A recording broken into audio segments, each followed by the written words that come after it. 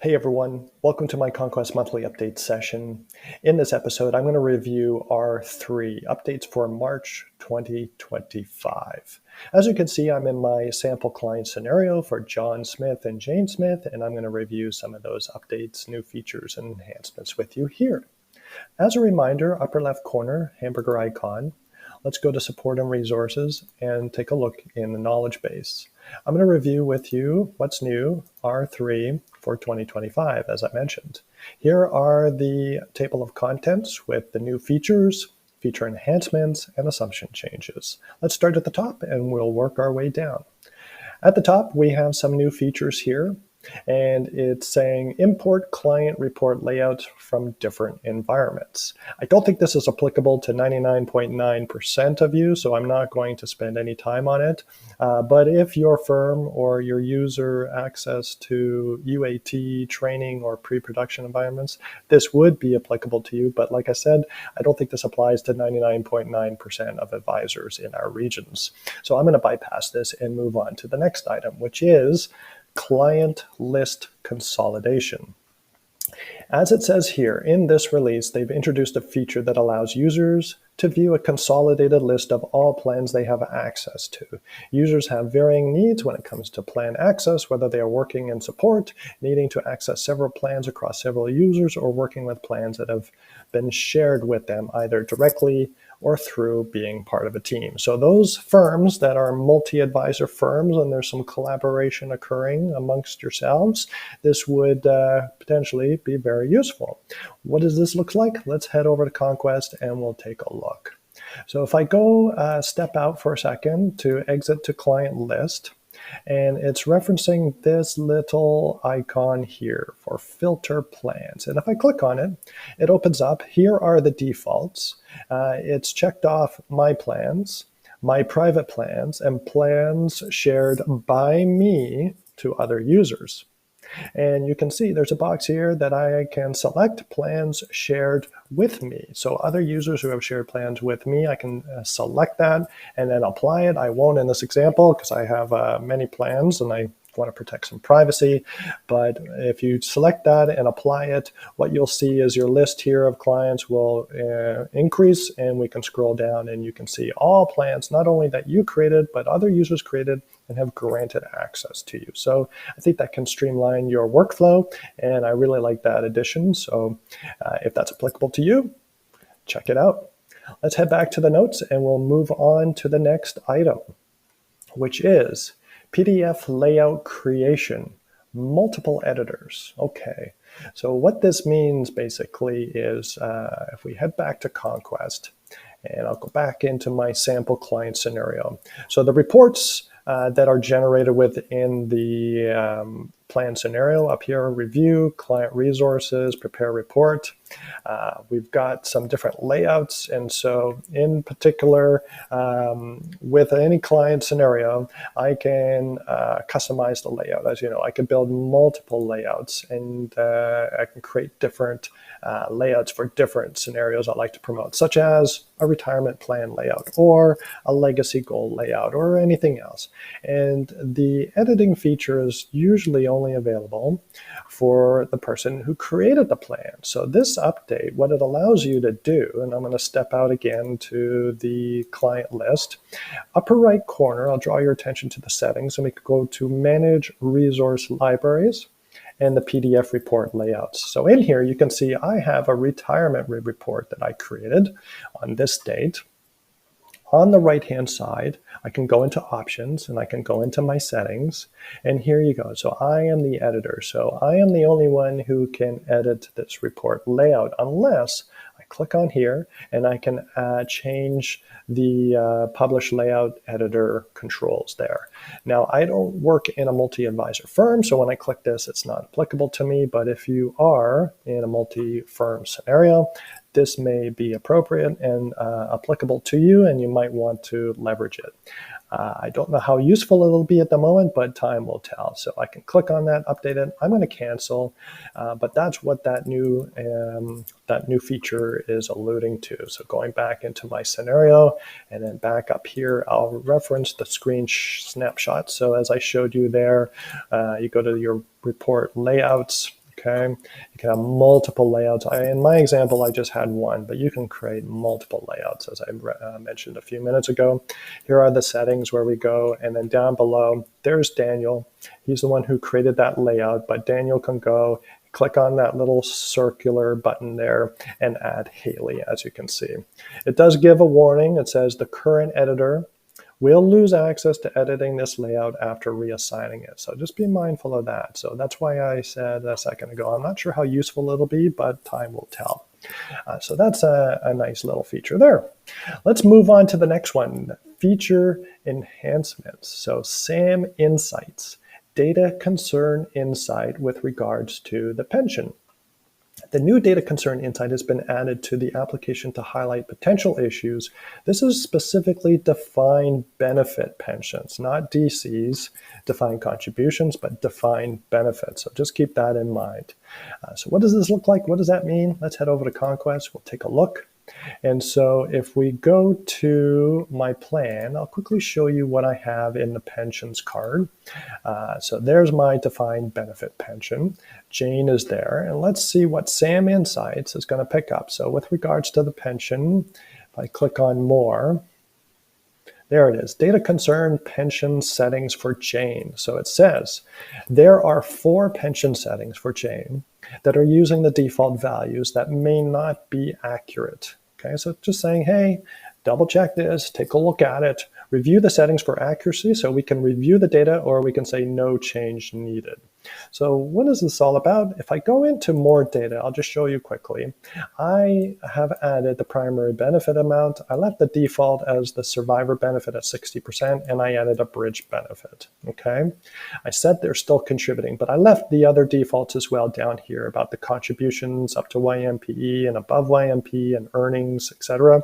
So I left these defaults. So that's what that's in reference to. It's just saying, hey, just be mindful of these values. They may not be accurate, but you can just leave the defaults and you can say no change needed as an FYI. So that's what that's regarding. So that feature has been linked in the insights for the defined benefit pension.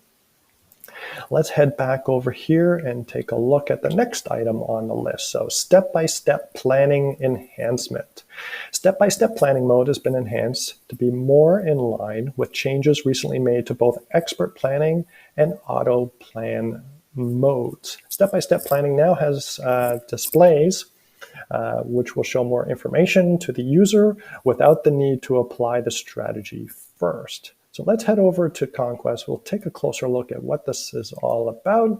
And if I go to the Planning tab, as you can see, I do have a preference for expert planning mode, and probably 99% of folks out there. But the update that occurred last month in February was this little feature here we can preview. So if I click on it, and it gives us a preview, it shows if I applied that strategy, the increase to the retirement goal will increase to 105%. Okay, so we're kind of previewing without having to click on the strategy, move it over here as an applied strategy to show the impact and quantify the impact of that strategy on the retirement goal. We could just preview it, which is a nice addition, which I quite liked in last month's update. But this is in regards to step-by-step.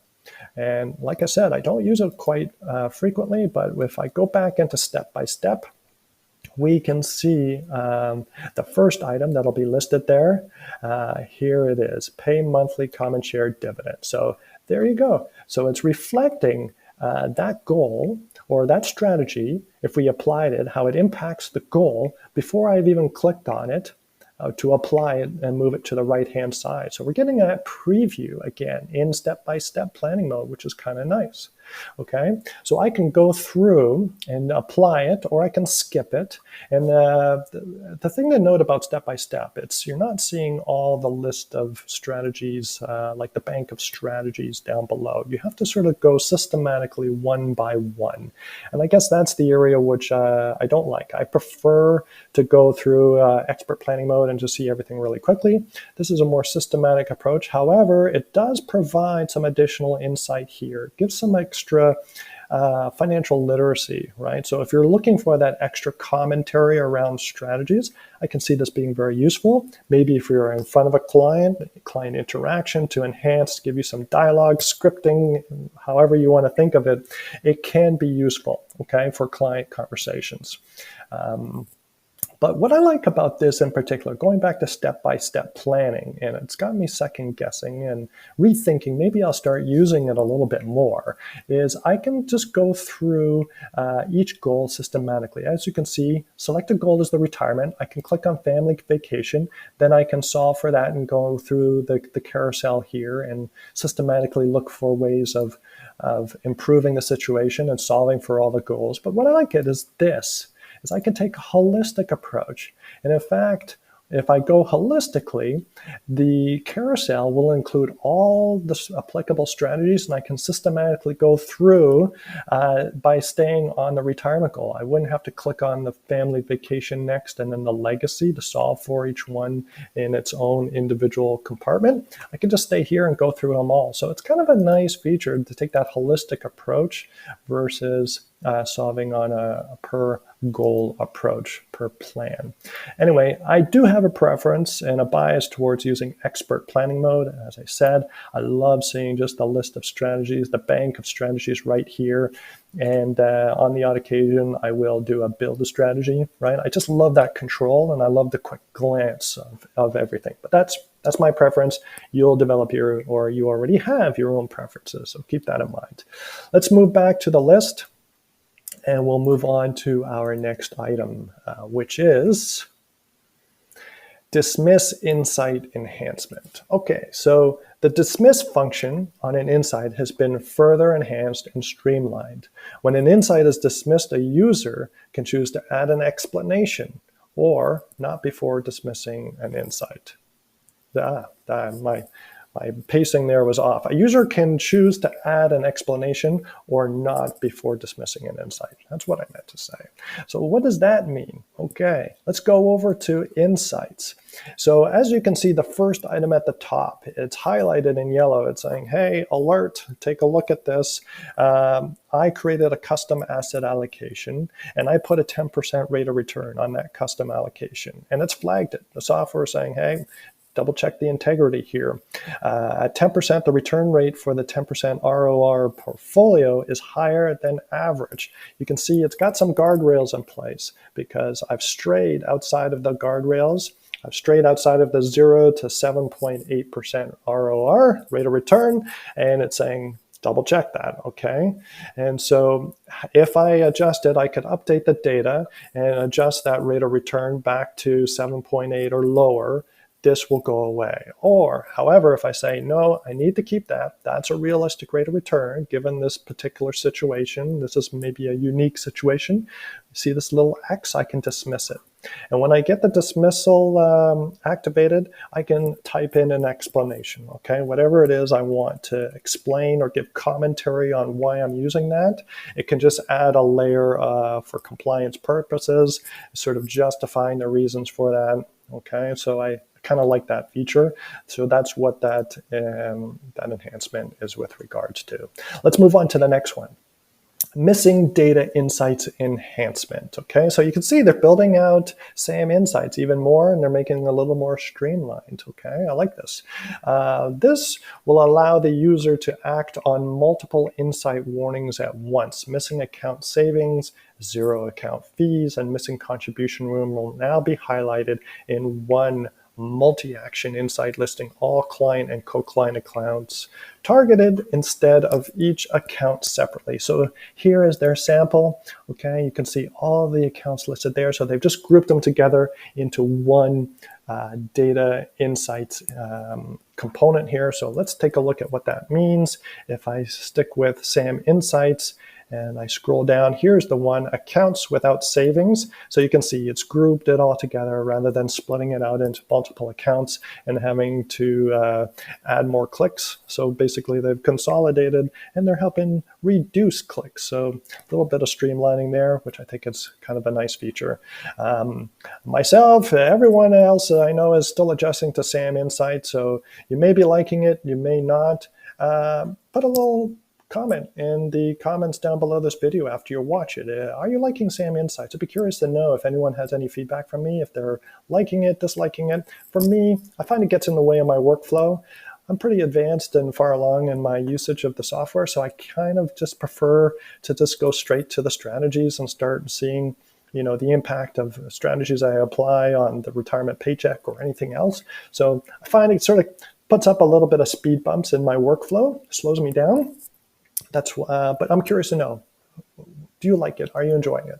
Please put a comment down below after you watch this video. Let's move on to the next item, which is multi-language support for company settings. So we've always had multi-language. What they've done is added a nice little feature. Just to remind everyone, upper left corner, hamburger icon, settings. You can see here, we've got the language. So English and Francais.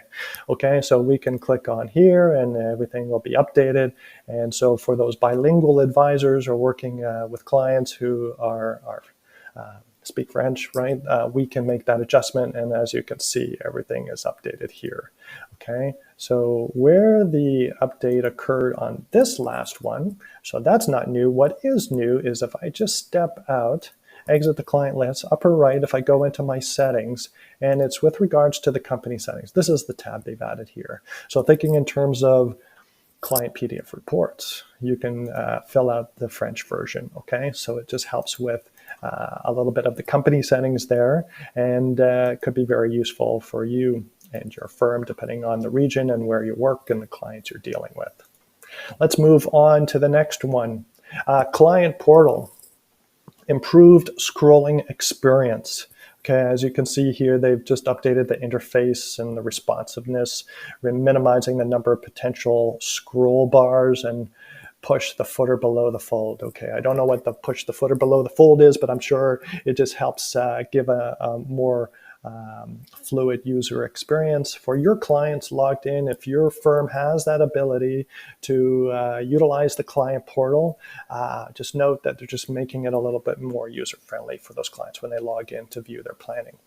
Moving on, assumption changes. So 2025 Conquest standard asset allocation rate updates. So this is not applicable to all firms. I know the Canada Life advisors I'm working with in my region do not have access to this update, but if your firm does, and if you're outside of Canada Life, just check your configurations in the asset allocation card. You might see some updates on the return rates and with regards to different component standard deviation, and that would impact the volatility analysis if you have access to that.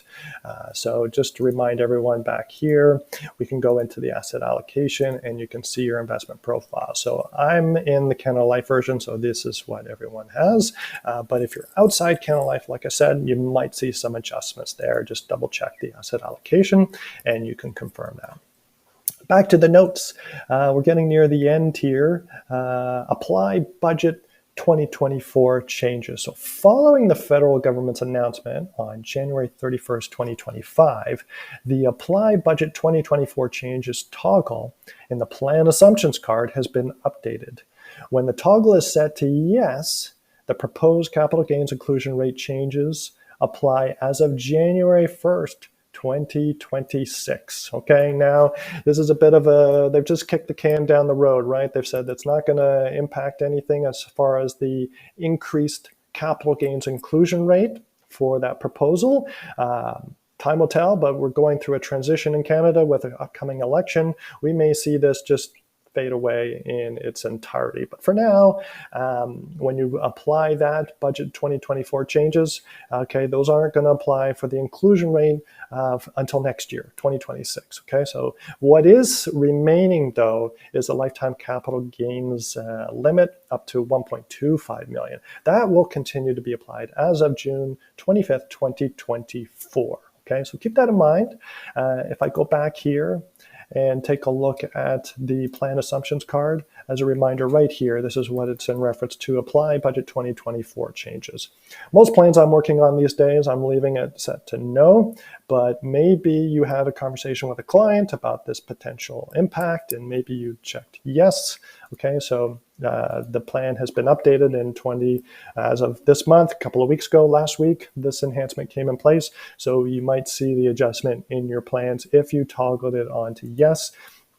like I said, with regards to the gains inclusion rate. Okay, so I think that covers everything.